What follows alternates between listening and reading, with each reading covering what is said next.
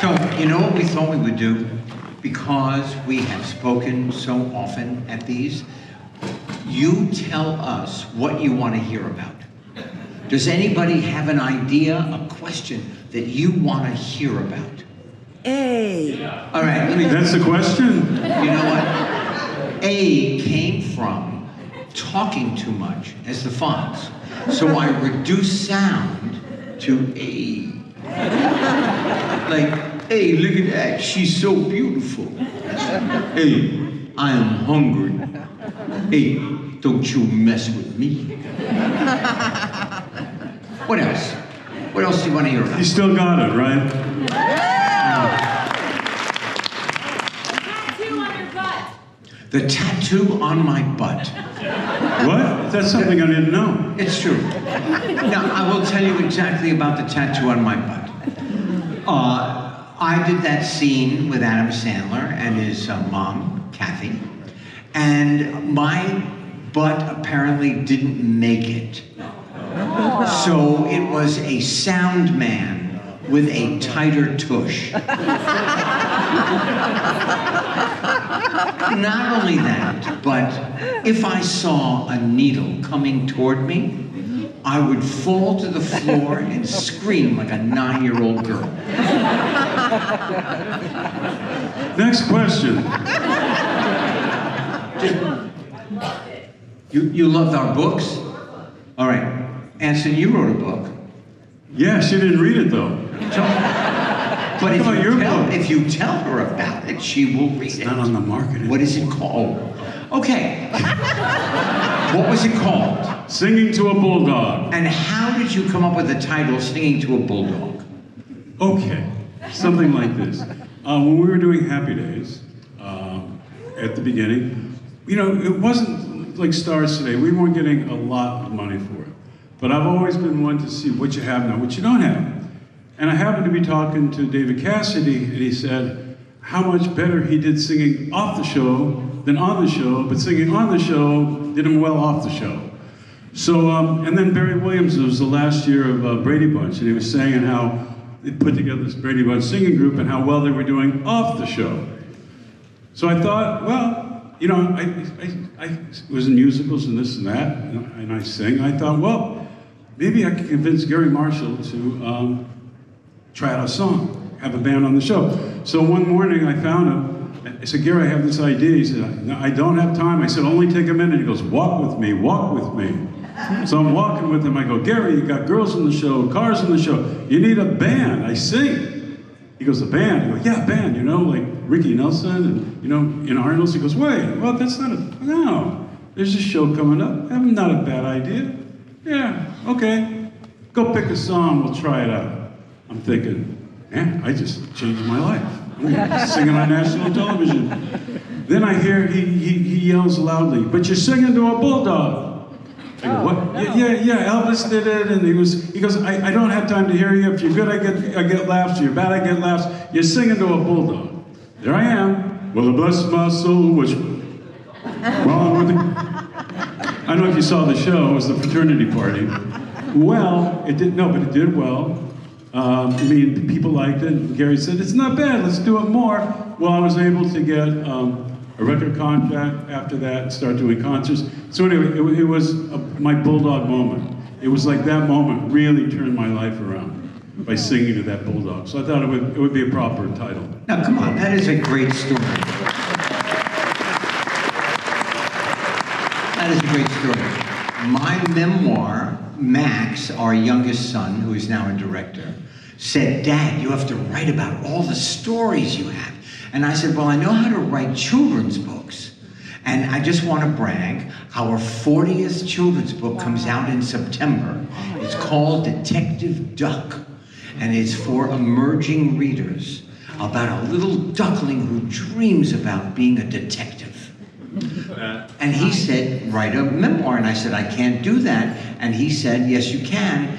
And it was on the New York Times bestseller list for 11 weeks. I did. Great book. Thank you. I did not have an inventive title like Anson. Mine is called Being Henry. It sold a lot more, okay? What else? Favorite Happy Days story? Happy Days story, Donnie. What is your favorite Happy Days story? Oh, I can't give a favorite. Just one. Oh, my. What was that? Halloween Haunted House. Halloween Haunted House. Oh, that was a fun episode. Somebody said they just saw it the other day. That was the one when Linda Pearl played Richie's girlfriend, remember? And I came, oh, that's right, you came in with Richie, and there was a coffin, right? There was a coffin, and then, and Linda, the girl who was playing Richie's girlfriend, was scared, really scared to go into the haunted house, heard all these stories, and she was really spooked. And then all of a sudden, the coffin starts opening, you know, creaky sounds, and then I sit up, and I have this like pillow under my suit. I'm Alfred Hitchcock. So I go, good evening, as I sat up. And I can't remember the rest of the line. Maybe you remember it, but that was a fun episode. And wasn't that the one, oh no, that was, I was gonna say you were bobbing for apples. That was a different, That was a different one, yeah. a different Halloween show. Yeah. Right. I think we had 10 of them, right? I think so. Now, this gentleman right here, what is your name? Hello, my name is Jake. And do you have a question? Yes, I do. It's mostly for you, Henry, but I wanted to say, though, it's really awesome to see all three of you here. Yeah. Because you were at other conventions I went to, but I haven't had the chance to meet you because I had other people I wanted to meet. It's nice to meet all of you now. Thank you. Don, especially, or should I say, Donnie Mose from Family Guy. That was so funny. What a great bit that was. Yeah, and then I know Henry was in a recent episode. I haven't caught up with Family Guy, but I read that you were in a recent episode, obviously, Henry. But my question, though, for Henry is basically there's an episode that has started the name of a trope called Jump the Shark, in which Fonzie jumps the shark literally in that episode. How do you feel that you started that trope? I'll tell you. There was a young fellow who, John Heim, and he was at Michigan University, and he was at an off-campus apartment with his roommate, and he watched the episode, and he thought the show went too far. And when I jumped the shark for Potsie in the show, and he thought, well, now the show is ruined. They've jumped the shark. That's how it came into being. We were #1 for about 4 or 5 years after that. Also, I never mind when they bring up Jump the Shark. There used to be a thing called newspapers, and people would read them in the morning.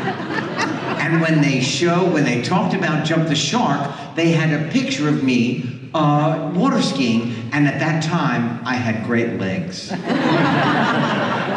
Now, here's another thing I need you to do. Just repeat after me. Hazardous history.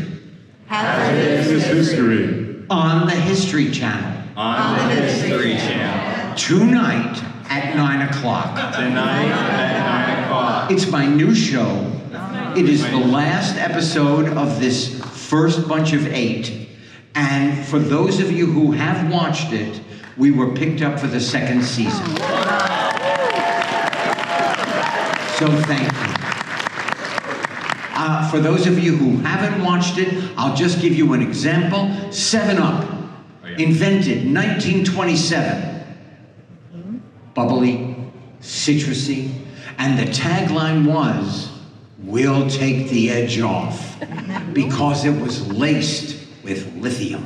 Oh, yikes.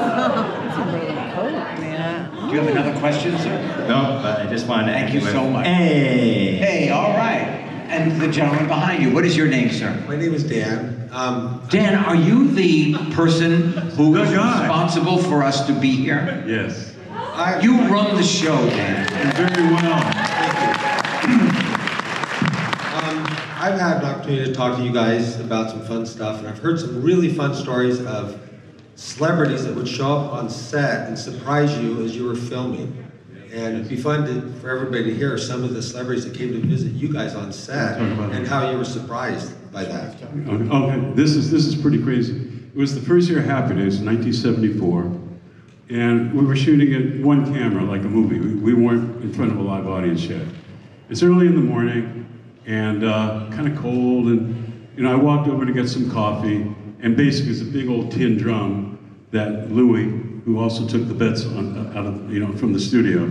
Basically he ran the bets. Anyway, I'm getting the coffee, and I see this guy with kind of sunglasses and a young kid, and I walk back to Donna. I say, this is this guy. He looks like John Lennon, and he's with some kid. And Don goes, oh yeah, John Lennon came out to hang out with us. It was John Lennon. And it was Julian Lennon, his son, who was 10 at the time. Man. And he spent hours with us and was just the greatest guy. And you spoke with him quite a bit. He was very shy, and it was hard to get him to talk. And at that time, he had just put out his solo album. And on the solo album is a song called Mother, which was a primal scream, which I guess he was going through that kind of psychology. And I spoke to him about that song because he had a very tortured relationship with his mother. And he opened like a flower. That was the way in to talk about his music. I didn't even know about that. Yes. I didn't know Were you on the side of the set at the I don't know where I was. I I thought I was in heaven. It was stage 24. Who do you remember who came? who else came? Yeah. Gosh. Keith Moon. Oh yeah, and With Ringo. Ringo and Starr. Ringo. Ringo came, right? Who was Ringo with? Keith Moon. Keith Moon. Right. And they were Been a long both day. so high. Yeah, they were pretty I high. don't think they remembered that they were They there. felt no pain. They were very happy. Yeah. Well, Phil Silvers, John Belushi. John Belushi, Yeah. Dan Aykroyd. And I wasn't there that day. I missed that. Yeah. Yeah. They were feeling pretty good too. But what was amazing is that when you do a show on television, you're on a sound stage and it is soundproof. You have no idea who is watching, are they watching, how are they feeling, do they enjoy it? And only when the four of us, including Ron, got out of the studio and started traveling around promoting the show, we went to Dallas. And 25,000 people showed up to say hello. And they started moving toward us, and our car was on the other side of these 25,000 people. Don is not great in crowds of 10. And here they were, 25,000. He said, what are we going to do? How are we going to get out of here? They're going to, oh my God, this is amazing. What are we going to do? And I said, it's all right. Now, I never did the Fonz off screen. And I just looked at the crowd and I said, hey, you're not going to touch us. Our limousine is on the other side of you. You're going to part like the Red Sea.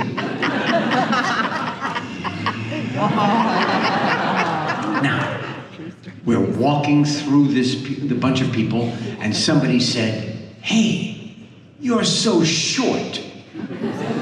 Am I allowed to say a very bad word? Yeah. I said, hey, fuck you, I'm not sure. And he said, you are so cool.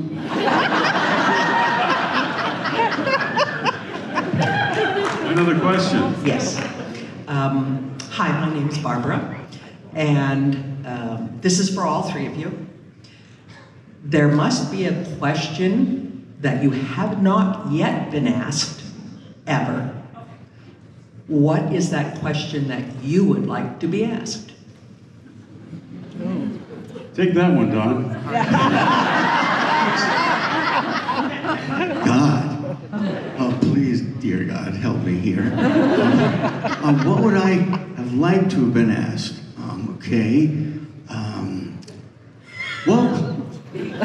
What was it like for you growing up in Brooklyn? Yeah. What What was it like growing up? Growing up, I grew up in the neighborhood of Flatbush, Brooklyn. Probably about a mile from where Ebbets Field was, but by the time I started following baseball, Dodgers were gone, so it was the Yankees for me. And there was a lot of stickball, where we'd go to where the subway station was in the back wall, the wall where you'd enter, and if you hit the ball over a certain distance, it would go down into the subway, and sometimes we would crawl down and avoid the third rail, which we'd get electrocuted to get our rubber ball that we lost. So that was one of the things that I enjoyed. I went to Erasmus Hall High School, about 3 blocks from my house, where Barbara Streisand went, and Barbara Stanwyck, Mae West, so many people, Eli Wallach, and there was a great story about Barbara Streisand. Was she in the choir? You know, who remember? And this was a true story. She got kicked out of the choir, Barbara Streisand. The reason was she couldn't blend in because her voice was just so. But she literally got kicked out. And then we played touch football right out on the side street next to my apartment building. I lived on the 4th floor, and touch football, it would be the end zones were sewer to sewer, and if a car started driving down the street, well, good luck. I mean, and then there were the parade grounds where about 6 blocks from the house, about 12 ball fields where we play ball, and then right across from that was Prospect Park, and you can go ice skating during the winter. So I have a lot of great memories, and my best friend lived in the apartment next door to me. So there were a lot of wonderful memories of growing up in Brooklyn. You know, that question created a novel? Well, I hadn't got a chance to talk. No, but you know what? That was a great answer. That was a great answer. Really good. You know, it is so lovely to be here, and it's so lovely of you to spend your Sunday afternoon with us. In a few hours, we're going to get on a plane and leave. The first time I was here in Tampa, I directed Burt Reynolds in a movie called Cop and a Half. And I had, the first time ever, I had a Sloppy Joe on top of Fritos. And when I went to drama school, I took that idea, and it was our dinner a lot of the time. All of the actors in the house I lived in, from Tampa. Wait, I think you owe a question that you've never been asked. Both of you, right? Oh. They were trying to get out of that. Well, yeah. Oh, yes, you can. Oh, you want another question? No? You want? Oh, shoot, Scott. Okay.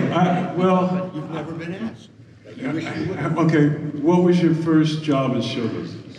What was it? I'm thinking. I was put the pressure. It's hard enough. Well, I know. Actually, when I started, there were talent nights in LA, where you could bring your sheet music, go up there and do really bad. And I went to a few of those every week, 3-4 different places. And one time, a waiter said that he was going out for summer stock in the morning. And I said, "What's summer stock?" He explained, "Well, they have a resident company, at a theater, and they bring in stars for different shows, but you stay there the whole time, playing different parts, whatever." He said it's at the Masonic Temple on Hollywood Boulevard. He said, I said, "Really?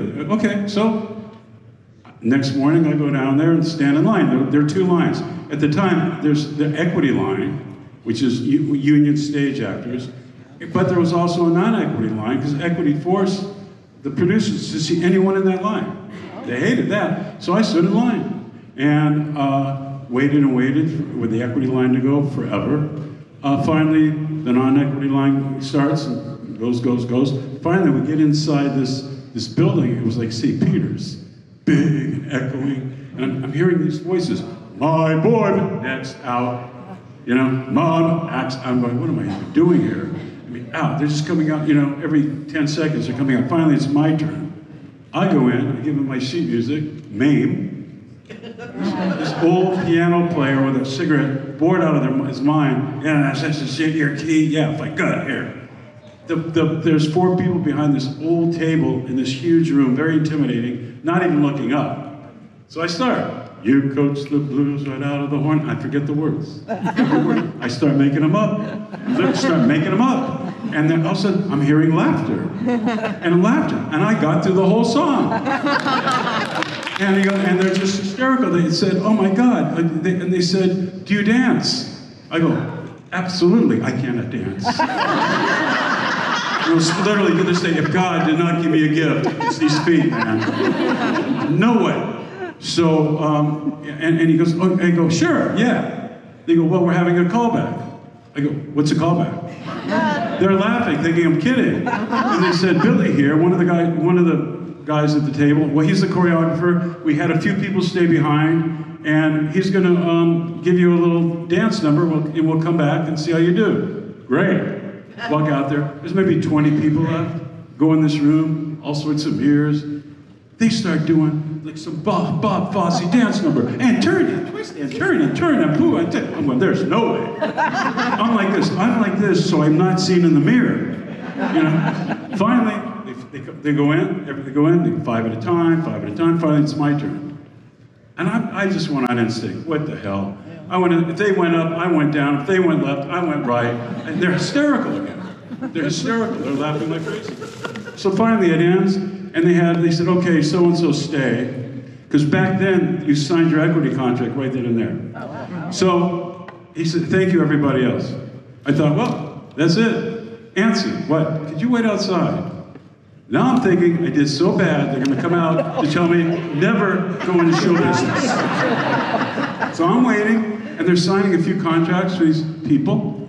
Okay, come on in. I sit down. They explained to me, it's a resident company in Wichita, Kansas, Century 2 Auditorium, blah, blah, blah. They said, you sing okay, you can't dance for, Yeah. And, but you got something.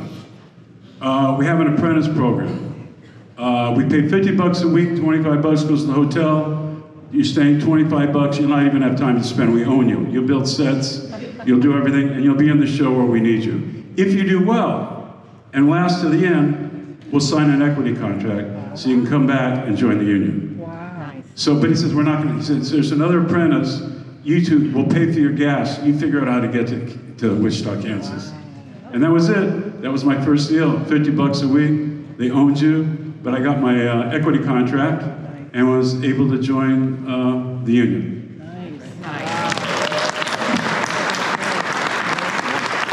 I just want to say, we have been together for 50 years. We have known each other. We are friends for 50 years. Where's my water? I have never heard those stories before. It is amazing. Wow, that is great. What Barbara brought to the table is Fantastic. Excuse me? We're waiting for you. Oh, I'm not going to answer that question.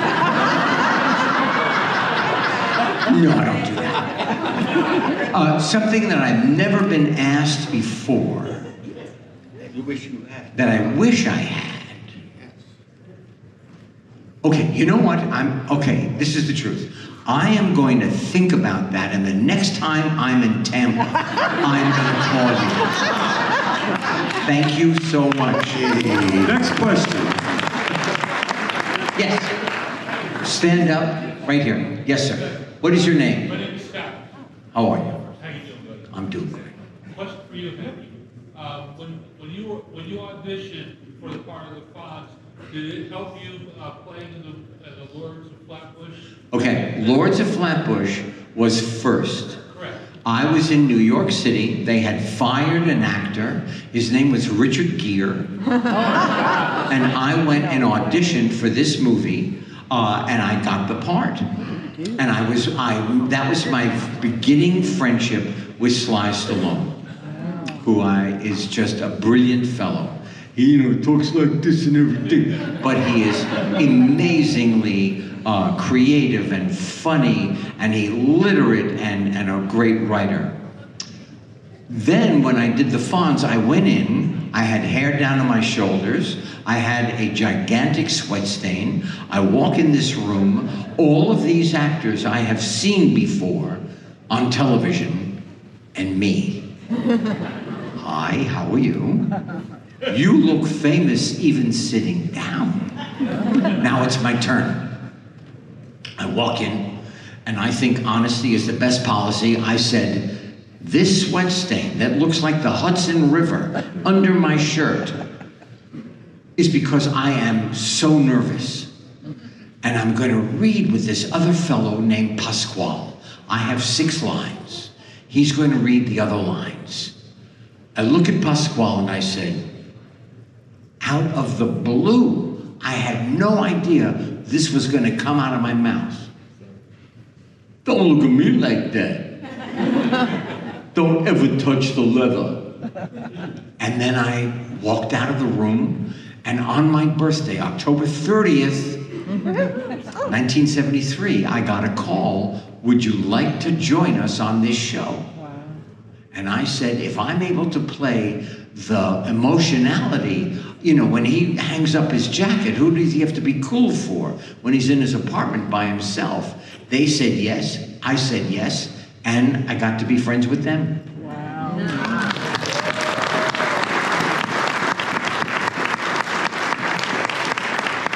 Yeah, so how was it doing that cartoon of the Fonz and Happy Day Gang?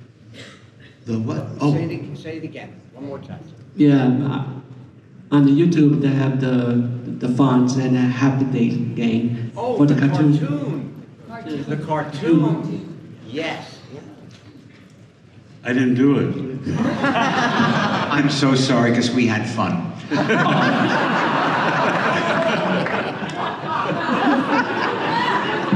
How embarrassing. Once they had something that was successful, they would beat it into the ground. And so we did one season, right? Yeah. One season of Fonzie and the Happy Days Gang. And Frank Welker just about to was one of these great voices who has like 100 people inside him, and he played the puppy. Yeah. And that's what I remember, that he was spectacular. Yeah. Frank was amazing. I did another cartoon, Dungeons and Dragons. I played Eric the Cavalier. And Frank Welker was a regular in our cast, and they would, have him play. He was like the guest of that particular show. And he'd play, like you said, 100 different people within all different and amazing. Yeah. The same thing with the man who does the voice for SpongeBob. I did a show with him. He sat next to me, and I'm telling you, it was every 2 minutes he was a different personality. It was striking how inventive. There's a young lady here. I'm sure there are a lot of them, but there's a young lady here, Gray. Delise, who does voices, and I did Clifford the Puppy Years with her. Amazing, these people. Yes, my darling. I have a question. Yes, you. Wait, let me just say, we both love the Book of Mormon, the musical, right? Go ahead. My question is, what do you attribute to your success as being able to toggle back and forth between acting and directing in so many great movies and television shows? Anson, you're a wonderful director. What do you think between jumping back and forth from the one side of the camera to the other? Well, acting definitely helps in terms of the directing side. But truly, I don't think what people understand either is that Gary Marshall, our boss, our mentor, he inspired us to use Paramount Studios as a college. He said, learn everything you can about entertainment if you want a long career. So you could shadow directors, you go to editing rooms, writing sessions. So I learned really directing from just observing. And How many shows have you directed? quite a few hundred. Yeah. I was able, I was able, I don't know, are Star Trek fans? Well, I did a lot of Voyager, a lot of Deep Space Nine. Hercules, Xena, and then I actually directed 2 years on Steven Spielberg's Sequest. But yeah, basically, Gary inspired all of us. Don directs, Henry directs. We're all multifaceted because we had the opportunity to instead of being involved with ourselves, we took the time to really educate ourselves and see what else we're good at. And after seeing my acting, I thought I'd better be good at something else. Can I just say, we have 13 seconds left. I want to thank you so much again for being here. We loved being here in Tampa. Thank you for your generosity of spirit.